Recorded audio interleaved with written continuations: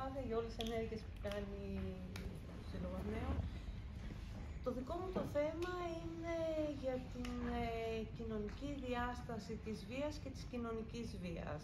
Είναι ένα από τα μεγαλύτερα προβλήματα που καλείται να αντιμετωπίσει ο σύγχρονος αθλητισμός, και τα υπόλοιπα προβλήματα είναι η ριζική του απομάκρυση από το αθλητικά κλασικά ιδεώδη, είναι η μετατροπή του σε εμπορική και οικονομική δραστηριότητα, η σύνδεσή του με φαινόμενα ντόπινγκ, η διάσωσα σχέση που έχει με την πολιτική και τους πολιτικούς παράγοντες, τα οικονομικά εγκλήματα, τα σεξουαλικά εγκλήματα, διακίνηση ναρκωτικών ουσιών. Επομένως, ήδη διαβάζοντας αυτό το κατάλογο, παρατηρούμε ότι δεν μπορούμε και δεν πρέπει να αντιμετωπίσουμε την οπαδική βία ως ανεπηρέαστη από την συνολική βία που υπάρχει στην ευρύτερη κοινωνία και τις διαφορετικές πτυχές της κοινωνικής, πολιτικής και οικονομικής ζωής του τόπου που επηρεάζει. Είναι πάνω απ' όλα ένα κοινωνικό φαινόμενο και βρίσκεται σε άμεση σχέση αλληλεξάρτησης με την εκάστοτε κοινωνία στην οποία παρατηρείται. Και αν θα θέλαμε να είμαστε αποτελεσματικοί στην αντιμετώπιση της βίας, θα πρέπει να την μελετήσουμε σε συνάρτηση με ένα πλήθος άλλων προβλημάτων κοινωνικών με τα οποία συνυπάρχει και αλληλοεπηρεάζεται, και στο πώς επηρεάζει γενικά τον πληθυσμό η ύπαρξη βίας στην κοινωνία και ακόμα περισσότερο των νέων που είναι πιο ευάλωτοι σε αυτή. Πριν συνεχίσουμε, πολύ λίγο χρόνο για να συζητήσουμε για τους ορισμούς πάνω στη βία, είδαμε προηγουμένως κάποιους. Εγώ θα αναφέρω τον κλασικό ορισμό του Παγκόσμιου Οργανισμού Υγείας που χρησιμοποιούμε πολύ συχνά σαν ορισμό εργασίας, που λέει ότι είναι η με πρόθεση χρήση φυσικής δύναμης ή ισχύος, απειλούμενης ή πραγματικής, που στρέφεται στο ίδιο το άτομο, σε κάποιο άλλο άτομο, σε κάποια ομάδα, σε κάποια κοινότητα και καταλήγει, έχει πολλές πιθανότητες να καταλήξει σε τραυματισμό, σε θάνατο, σε ψυχολογικό τραυματισμό, αποστέρηση ή πρόβλημα στην ανάπτυξη. Είναι ένας πάρα πολύ ευρύς ορισμός. Ανάλογα θεωρητικά σχήματα έχουν διαμορφώσει επιστήμονες από την κοινωνιολογία, την ψυχολογία, την πολιτική επιστήμη. Άλλοτε δίνουν έμφαση στην άσκηση φυσικής σωματικής βίας, άλλοτε στη συμβολική μορφή της βίας, και υπάρχουν και εκείνοι που αντιμετωπίζουν τη βία ως ένα φυσικό φαινόμενο, αυτό που είπατε, αν υπάρχει τελικά στον άνθρωπο, και είναι απλά ένα χαρακτηριστικό, δεν έχει θετική ή αρνητική χρειά. Ενδιαφέρον παρουσιάζει, τουλάχιστον στο κομμάτι της μελέτης οπαδικής βίας, ο ορισμός που προτείνει ο Τζάκμαν, και λέει ότι αναφέρεται, είναι επίσης ένας γενικός ορισμός, που λέει αναφέρεται σε ενέργειες που επιφέρουν, προμηνύουν ή προκαλούν βλάβη, και μπορεί να είναι σωματικές, γραπτές, λεκτικές, ψυχολογικές, υλικές ή κοινωνικές. Σε κάθε περίπτωση όμως πρέπει να κρατήσουμε ότι σε κάθε ορισμό, και προσπαθώντας να προσδιορίσουμε τη βία, είναι τρία τα στοιχεία που κρατάμε. Είναι η πρόθεση, είναι η επιβολή της θέλησής μας μέσα από την χρήση της δύναμης, και είναι και η βλάβη. Η οπαδική βία ή ο χουλιγκανισμός, όπως χρησιμοποιείται, συναντάται κυρίως στον χώρο του ποδοσφαίρου. Είναι φαινόμενο παγκόσμιο και διαχρονικό και διαφοροποιείται ανάλογα σε ένταση και περιεχόμενο, ανάλογα με το πού και πότε εκδηλώνεται. Για παράδειγμα, στην Αγγλία, στην Γερμανία, στην Ολλανδία, εκεί πέρα υπάρχει πολύ ισχυρή αστυνόμευση των συμπεριφορών μέσα και έξω από το γήπεδο. Επομένως, τα βία επεισόδια μεταξύ οργανωμένων οπαδών γίνονται απομακρυσμένα σε κλεισμένα ραντεβού έξω και μακριά από τα γήπεδα. Στην Ελλάδα και στην Ιταλία έχουμε επεισόδια πριν, μετά, κατά τη διάρκεια του αγώνα, μέσα στους αγωνιστικούς χώρους. Έξω από αυτούς μεταφέρονται στην κοινότητα, είτε όμως στο ένα είτε στο άλλο. Αυτό που αλλάζει είναι το πού γίνονται τα επεισόδια, το πού γίνονται οι συγκρούσεις. Έτσι, με τον όρο χουλιγκανισμός μπορούμε να ορίσουμε τη συμπεριφορά υποστηρικτών ενός ή περισσότερων ποδοσφαιρικών συλλόγων ή εθνικών ομάδων, και χαρακτηρίζεται ως απίθαρχη, καταστροφική και μπορεί να εκδηλωθεί κατά κύριο λόγο πριν ή μετά από κάποιο αθλητικό γεγονός ή αγώνα, ή με αφορμή αυτό, και θέλω να το κρατήσετε αυτό για την αφορμή, για να το δούμε λίγο προς το τέλος. Στην πραγματικότητα δεν υπάρχει κάποιος συγκεκριμένος ορισμός επιστημονικός, ούτε και νομικός ορισμός στην πραγματικότητα. Το χρησιμοποιούμε σαν, αυτό το λέει και ο Σπάιτς, που λέει ότι χρησιμοποιούμε ουσιαστικά το χολιγκλωρισμό ως μια ομπρέλα, ως ένα ορισμό ομπρέλα για να βάλουμε μέσα και να το χρησιμοποιήσουμε κυρίως στα μέσα μαζικής ενημέρωσης, διάφορες συμπεριφορές, παραβατικές, παρεκκλίνουσες, ανεπιθύμητες, τα βάζουμε όλα μαζί. Πολλές φορές τα συγχαίουμε και με την παραβατικότητα των ανηλίκων. Μοιάζει σε κάποια πράγματα, δεν είναι όμως το ίδιο.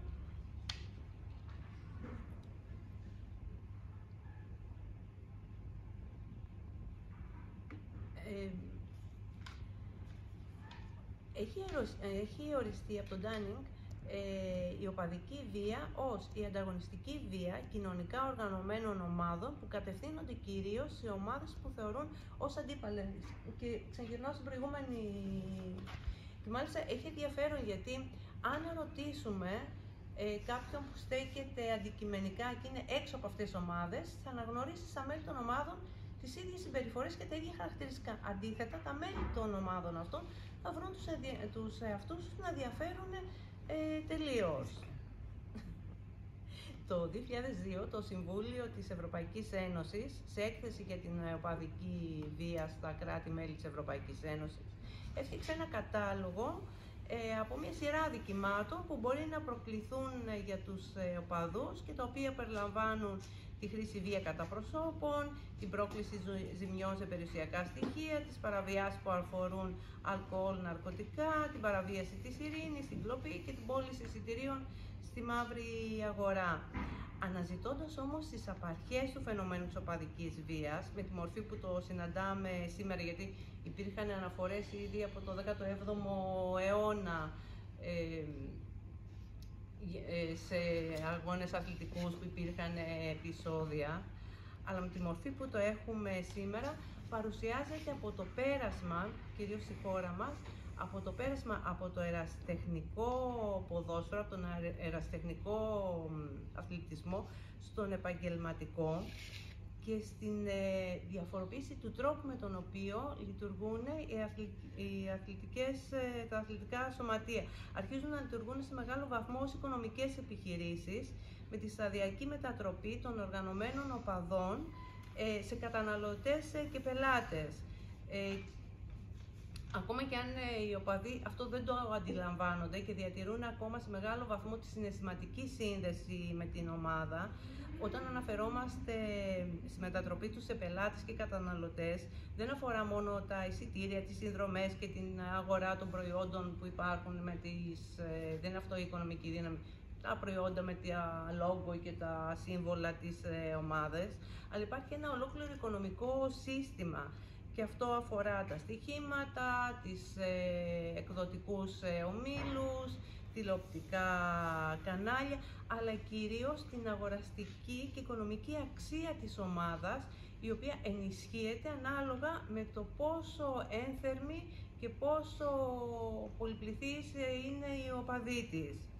Αυτό, αναγνωρίζοντας αυτή την ουσιαστική και συμβολική σχέση και τη δύναμη μεταξύ ομάδας και οπαδών, ο Τσουραμάνης είχε προτείνει σαν τρόπο αντιμετώπιση της οπαδικής βίας τη συμβολική και ηθική απαξίωση τόσο των μορφών βίας όσο και των ατόμων που είναι εκφραστές αυτές τις βίες από τις ίδιες τις ομάδες, αλλά μέσα από τους συνδέσμους και τους παράγοντες.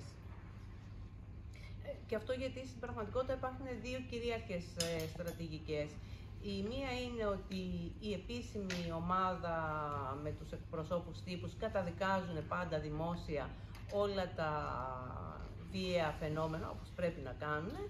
Και από εκεί πέρα υπάρχει μια άλλη αθέατη πλευρά που οι επικεφαλείς των συνδέσμων και των σωματείων και αυτοί που λειτουργούν σαν leader ενισχύουν αυτές τις ομάδες, δημιουργούν μια θετική αυτοεικόνα ιεροποιώντας αυτούς που έχουν πάρει μέρος στις συμπλοκές. Επομένως το πρόβλημα διονύζεται. Θα πρέπει να κάνουμε μια διευκρίνηση στο σημείο αυτό, ότι συχνά χρησιμοποιούμε τον όρο φανατικός οπαδός ως ταυτόσιμο με αυτό του οργανωμένου οπαδού και του οργανωμένου οπαδού ως το φορέα της οπαδικής βίας. Στην πραγματικότητα δεν υπάρχει απαραίτητα αυτή η γραμμική σύνδεση. Παρ' όλα αυτά είναι έντονη η σχέση μεταξύ τους, αλλά δεν είναι απαραίτητο όποιος υποστηρίζει με φανατισμό μία ομάδα να είναι αυτός που κάνει και συμμετέχει στην ομαδική βία. Για την κατανόηση των λόγων και των τρόπων εκδήλωσης οπαδικής βίας έχουν αναπτυχθεί τρεις κύριες ερμηνευτικές προσεγγίσεις. Η πρώτη είναι η σχολή του Λέστερ, που υποστηρίζει ότι η αξία της πολιτισμένης συμπεριφοράς δεν αξιολογείται με τον ίδιο τρόπο στην εργατική τάξη και στην ανώτερη τάξη. Έτσι υποστηρίζει ότι οι νέοι της εργατικής τάξης έχουν διαμορφώσει μια δική τους κουλτούρα, στην οποία δικό τους αξιακό σύστημα, το οποίο η βία είναι και ανεκτή και επιθεμητή σε αντίθεση με τα μέλη της ανώτερης κοινωνικής τάξης που φέρονται πιο πολιτισμένα. Αναγκαστικά πρέπει να σταθούμε κριτικά απέναντι σε αυτή τη θέση, γιατί και στιγματίζει και λειτουργεί στερεοτυπικά απέναντι στους νέους της εργατικής τάξης, παραμερίζοντας και παραβλέποντας άλλα προβλήματα που μπορούν να δημιουργήσουν ή να τους εξεγέρσεις οι βίες συμπεριφορές, και δεν έχει να κάνει μόνο με την πολιτισμένη συμπεριφορά. Όμως έχει πολύ μεγάλο ενδιαφέρον να μείνουμε στη δημιουργία της υποκουλτούρας. Είναι ένα διαφορετικό αξιακό σύστημα που μοιράζονται τα μέλη μιας ομάδας και που μπορεί να βασίζεται, να είναι ισχυρή η αίσθηση η αξία της βίας μέσα σε αυτό το αξιακό σύστημα και να οργανώνεται με αυτό. Δεν έχουμε χρόνο, αλλά θα μπορούσαμε να συζητήσουμε για τη δημιουργία των υποπολιτισμών και το πώς δικαιολογούν τα μέλη αυτών των ομάδων, κυρίως μέλη εργατικής και χαμηλών οικονομικο-κοινωνικών στρωμάτων, που δικαιολογούν τη βία ως αντίδραση ή ως δικαίωμά τους απέναντι στην αδικία που θεωρούν ότι υφίσταται.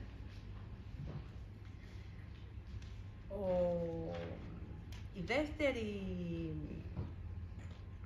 δεύτερη ερμηνευτική προσέγγιση είναι του Μάρς, ο οποίος εκφράζει την ηθογενή προσέγγιση και υποστηρίζει, και έχει πολύ ενδιαφέρον αυτό, ότι οι βίες συμπεριφορές των νέων δεν είναι τίποτα άλλο από κάποιο είδος τελετουργικών συμπεριφορών, όπου μέσω της έκφρασης της αρενοπότητας και της επίδειξης των σωματικών του αρετών, τα νεαραία μέλη προσπαθούν να κερδίσουν την αναγνώριση και την αποδοχή από τους συνομιλίκους τους.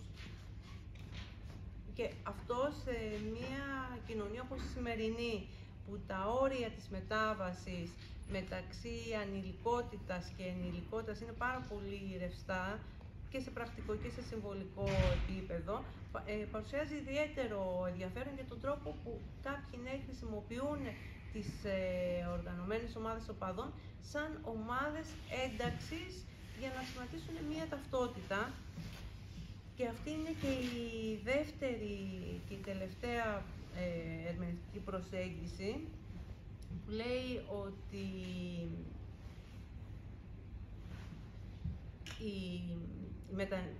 αντιμετωπίζει την κοινωνία με όρους μετανεωτερικότητας και λέει ότι οι επιρροές που έχει το ποδόσφαιρο επηρεάζει τον τρόπο με τον οποίο δημιουργείται η ανδρική κουλτούρα, η κουλτούρα και η συμπεριφορά του οπαδού, και βάζει σαν ορόσημο τις δεκαετίες 80 και 90, και αυτό που διαφοροποιείται είναι ότι εδώ πέρα αρχίζει να απομακρύνεται ο οπαδός από έννοιες όπως η τάξη, η εθνικότητα, η κοινωνική τάξη, η εθνικότητα, η σύνδεσή του με τοπικές ομάδες. Έχει γνώση του τρόπου με τον οποίο τα μέσα μαζικής ενημέρωσης κατασκευάζουν και χρησιμοποιούν την εικόνα τους, έχει λιγότερη συναισθηματική σύνδεση με την ομάδα, και αυτό που κάνει είναι χρησιμοποιεί ορθολογισμό, το είπατε πιο πριν, στο τι κερδίζει και τι χάνει μέσα από τη συμμετοχή του αυτό. Αντίθετα, ο Ζαϊμάκης αυτό που λέει είναι ότι ο παδισμός αποτελεί ακόμα και σήμερα στοιχείο της λαϊκής κουλτούρας και βοηθάει στη δημιουργία μιας συλλογικής ταυτότητας. Και τα μέλη των ομάδων μέσα από την ομάδα διαμορφώνουν νόημα και συνδέονται μέσα από τις ομάδες αυτές. Έχω 4 λεπτά ακόμα. Ωραία.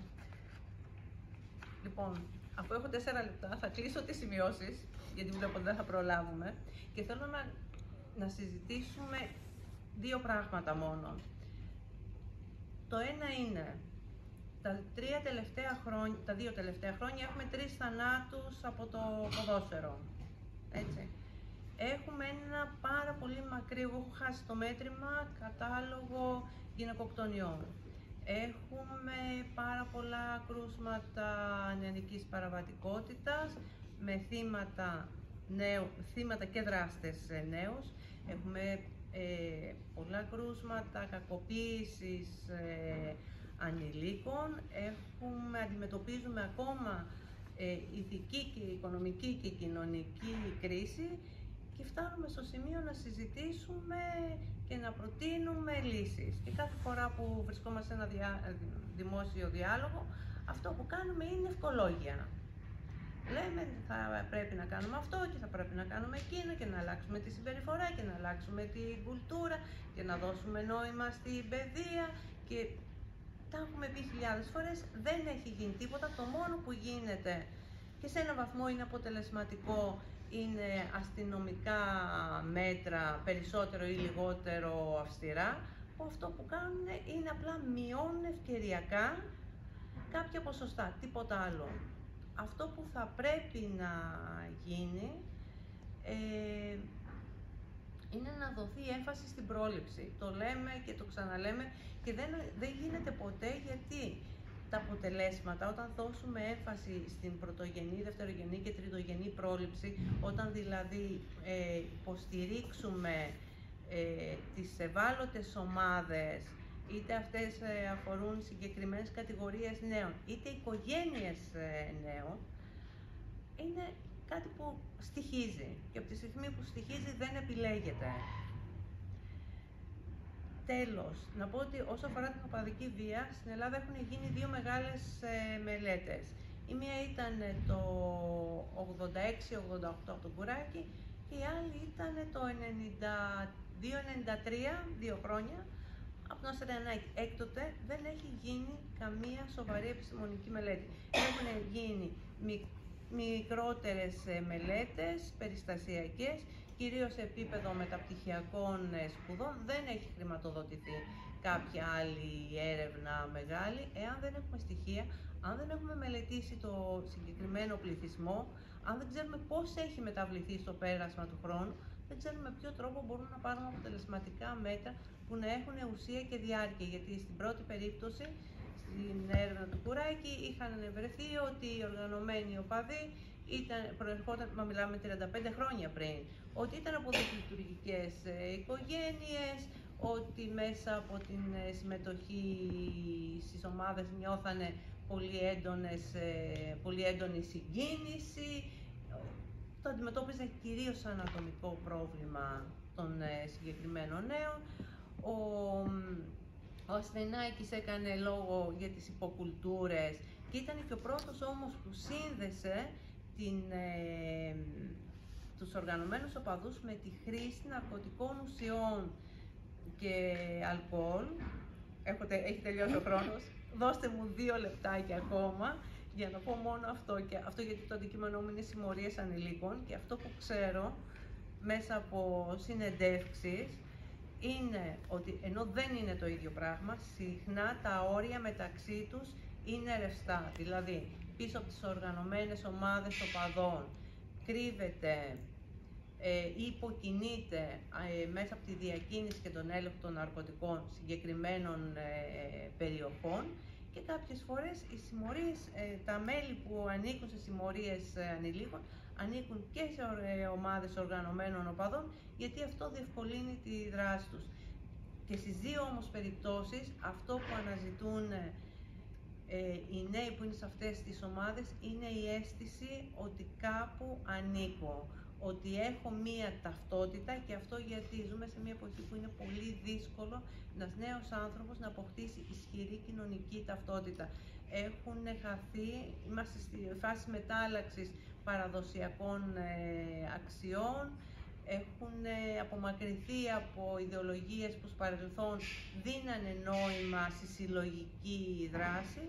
Και ένα τελευταίο αστερίσκο, να το κρατήσουμε στο μυαλό μας στη συζήτηση, είναι η σύνδεση της δράσης των οργανωμένων οπαδών με συγκεκριμένες ιδεολογικές ομάδες που βασίζονται σε ένα ρατσιστικό λόγο και στάση απέναντι στα πράγματα. Αυτά. Νομίζω ότι τα είπα λίγο γρήγορα στο τέλος.